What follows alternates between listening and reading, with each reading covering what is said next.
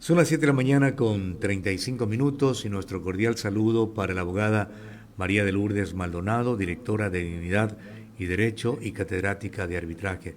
Orlando Murillo la saluda aquí en OMC Noticias, doctora Maldonado. Buen día.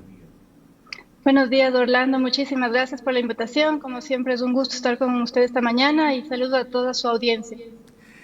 Nosotros como medios de comunicación hemos venido siguiendo la situación que se presentó aquí en Guayaquil en un hospital de la ciudad y la denuncia que la psicóloga Betty Soria presentó por la violación que un padre hizo lamentablemente con su hija.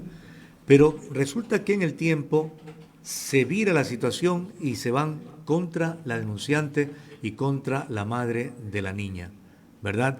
Y debo entender que en la presente semana, a inicio de la semana, se realizó la audiencia penal contra la madre y la psicóloga de la niña que sufrió abuso sexual de su padre, pero que se declaró reservada la sesión, la audiencia. ¿Había lugar para aquello, doctora, cuando conocemos que las audiencias de juzgamiento deben ser públicas? ¿O se quiso reservar de pronto y proteger a la menor? ¿Qué ocurrió exactamente y qué es lo que procede jurídicamente, doctora? Buen día. A ver, realmente el pedido de reserva del proceso fue hecho por nosotros, por Dignidad y Derecho, como organización que defiende, como usted sabe, los derechos humanos, y es por una razón fundamental. La información que se ventila en ese proceso, que no tiene nada que ver con la investigación del delito de violación, estaba siendo difundida de manera indiscriminada, incluso por redes sociales, poniendo en riesgo la seguridad de la niña, permitiendo que se la pueda identificar a ella y violando gravemente todos sus derechos personales, porque se trataba de información evidentemente sensible. Entonces, Dignidad y Derecho, conjuntamente con la madre de la niña, interpusimos una acción de habeas data que fue resuelta favorablemente a la niña porque evidentemente estaba tratándose, como le digo, su información de una manera indiscriminada y poniendo en riesgo todos sus derechos constitucionales. Entonces, en ese sentido, la reserva del proceso fue una exigencia, digamos, por parte de la madre de la niña a través de una acción de habeas data que ventajosamente salió favorablemente a la niña y es justamente para protegerla. Ahora, dentro de la audiencia se trató el tema de la violación que afecta a la menor o se trató otro tema.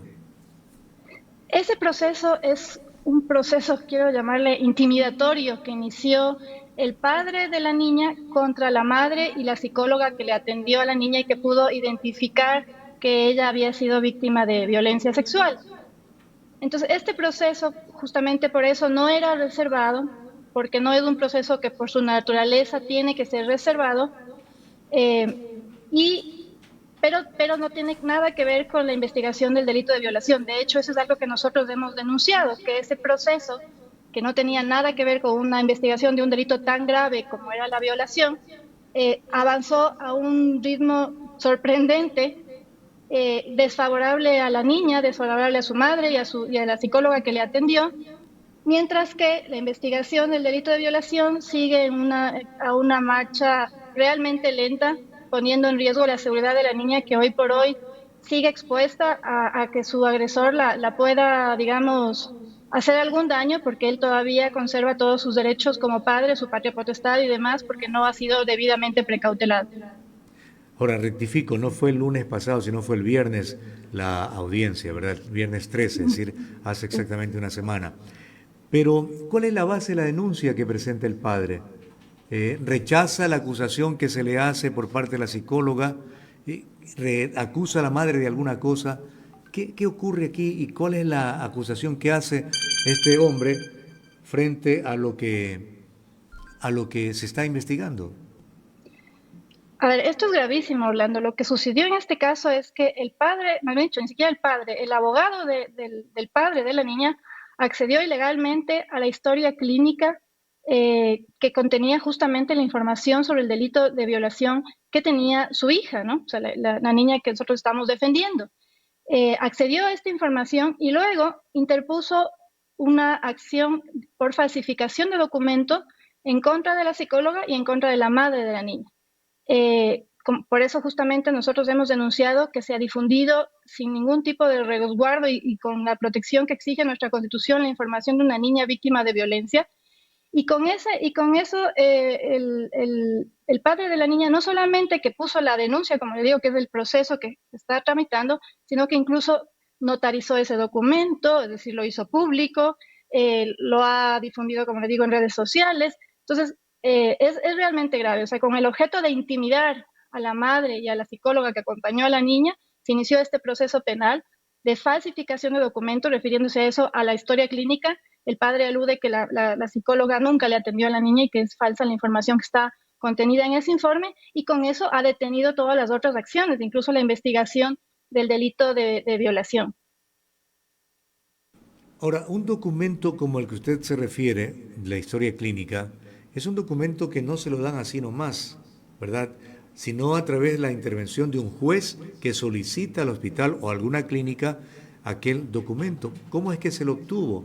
Porque ahí debería basarse también otro tipo de investigación. Y ahora habría que analizar si el documento es el original o tiene en algunas de sus partes alteraciones. Sí, de hecho, el documento que se presentó en el juicio del delito de falsificación de documentos es un documento que está manipulado, porque no está completa la historia clínica, no constan todas las hojas, como primer supuesto. Segundo, ese documento, como usted bien dice, no debía haber sido entregado. No, las historias clínicas en general son información reservada que no puede ser entregada sino al titular de la información, y más aún es una información sensible porque contenía evidencias de un presunto delito de abuso sexual. Entonces, en ese sentido, no tenía por qué haber sido entregado, solamente podía haberse entregado por orden judicial, y además en el proceso de entrega tenía que seguirse todas estas garantías de custodia de la información, justamente para que no se manipule, para que no se difunda y se garantice los derechos de la niña. Se está advirtiendo entonces, doctora Maldonado, de lo que podemos colegir, es que hay una manipulación de la justicia en este caso. ¿Quiénes estarían detrás de eso? ¿Quién es el poderoso o poderosa que está detrás de esto para que jueces o juezas se pongan una venda y no adviertan las violaciones que se están haciendo en el trámite de esta situación? Bueno, aquí la verdad es que ha habido una cadena de personas, quiero decir, que de alguna manera han intervenido en este proceso, comenzando evidentemente por el abogado del padre de la niña, ¿no? Este abogado, que además fue un ex director provincial de la Fiscalía del Guayas, obviamente tiene todas las ventajas frente a la madre de la niña, que no es abogada, que no tiene ningún acceso o ningún, digamos, recurso en la función judicial, frente a un, como le digo, un abogado que además tuvo un cargo muy alto en la función judicial, en la fiscalía, quiero decir, perdón, y que evidentemente podría manejar esto de una manera mucho más ágil que cualquier otra persona. ¿Y qué está pasando con la denuncia del abuso sexual que presentó la psicóloga? ¿Está detenido? ¿Hay algún indicio de que van a avanzar en la investigación? ¿Qué ocurre jurídicamente? Bueno, el proceso está avanzando de una manera muy lenta. La verdad es que la madre de la niña estuvo por mucho tiempo realmente indefensa, no tenía abogados que realmente le apoyen y puedan agilizar ese proceso. Gracias a Dios, hace poco intervino un doctor, David Arias, que le está apoyando ahora en este proceso, pero evidentemente el ritmo del proceso no tiene nada que ver con el tan eficaz tratamiento que se le ha dado al otro proceso de falsificación de documentos. Ahora, doctora, acabo de dar una información respecto de dos jueces que han sido sancionados, ¿no? El uno por devolverle los derechos políticos a un reo y el otro por darle libertad de manera ilegal también a otro reo, Jorge Glass, y a otro que traficaba con las medicinas y fundas de cadáveres, Daniel Salcedo. Esa situación me hace pensar de que lo resuelto por la Corte con el tema del Consejo de Participación Ciudadana que sacó a Allen Berbera, ¿verdad? Que todo bravucón pensó revisar lo resuelto por la Corte Transitoria, porque dijo que era una atrocidad lo que había hecho al nombrar una fiscal y unos jueces constitucionales. Parecería que como que los jueces también se están cuidando. ¿Cree usted que en este caso, de alguna forma, hay que llegar con este tema a la Corte Constitucional para que ellos pongan los ojos también en el trámite que se está haciendo y en las violaciones que se están dando a vista de lo que se señala? Sí, definitivamente que sí. De hecho, la Corte ya tiene sus ojos puestos en este Ajá. proceso. Justamente nosotros presentamos una acción de incumplimiento de la sentencia de habeas data porque en una primera instancia los jueces penales que conocían de la denuncia esta de falsificación de documentos se rehusaban a cumplir la orden de los jueces de que conocieron el habeas data y que tenía que mantener en reserva el proceso. Entonces, realmente esto nos obligó a iniciar una instancia, digamos, en la Corte Constitucional y la Corte Constitucional hoy por hoy tiene sus ojos puestos en este proceso. Es terrible, pero en la viña del Señor se da de todo, ¿no? Y es inconcebible que un padre se ponga a esta situación, ¿verdad? Y no acepte, si es que acaso es el caso, una responsabilidad como la que ha recibido de parte de la acusación de la psicóloga. En resumen, doctora, tanto la mamá de la niña cuanto la psicóloga que la atendió y que presentó la denuncia corren el riesgo de ir a la cárcel. Sí, Orlando, lamentablemente es así. Lamentablemente, este acto intimidatorio del padre de la víctima de violencia lo que está haciendo es poniendo en riesgo a la propia niña. En el evento, imagínense lo que sería que haya una sentencia condenatoria, sería dejarle a una víctima de violencia absolutamente indefensa, expuesta a quedarse a cargo de su propio agresor. Y solamente se da el caso por la relación que el abogado de este sujeto, presunto violador, tiene el caso y por la relación que desde la Fiscalía tiene que haber hecho con varios jueces en la Corte, lo cual implica que hay una interferencia y hay una actitud que diría, digamos, de ventaja frente al abogado que tiene la mamá y la psicóloga. Sí, lamentablemente es así, como en todos los procesos que usted acaba de mencionar, ¿no?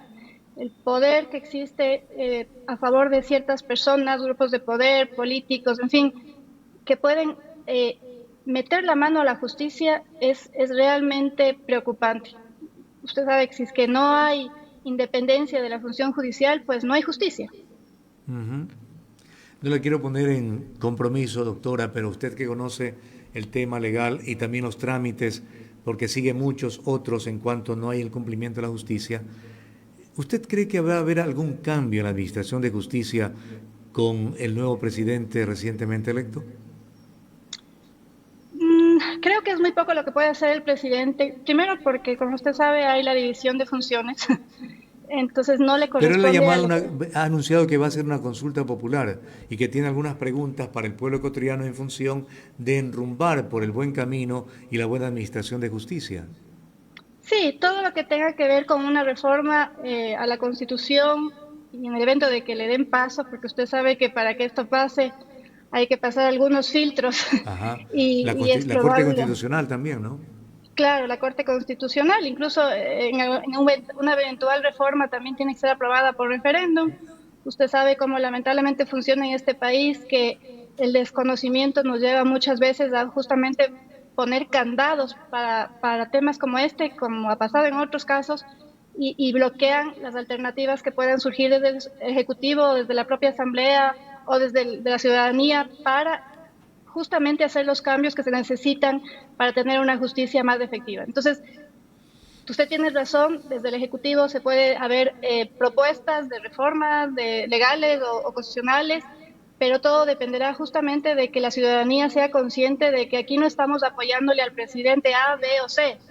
Aquí lo que queremos es un cambio en la administración de justicia y eso se logra obviamente con las reformas que quiten las barreras justamente para la administración de justicia y que permitan que ésta sea mucho más eficiente, ¿no? Vamos a seguir trabajando en eso y mantener opiniones como la suya para tratar de que nuestra ciudadanía que nos sigue pueda tener conciencia y sobre todo conocimiento auténtico de lo que ocurre a nivel de justicia. Doctora Maldonado, muy gentil, gracias por atender nuestra invitación para la entrevista y le anhelo un buen fin de semana familiar. Muchas gracias, Orlando. Usted también un buen fin de semana y a toda su audiencia también que tengan un lindo viernes acabando la semana. Gracias, muy gentil, buen día.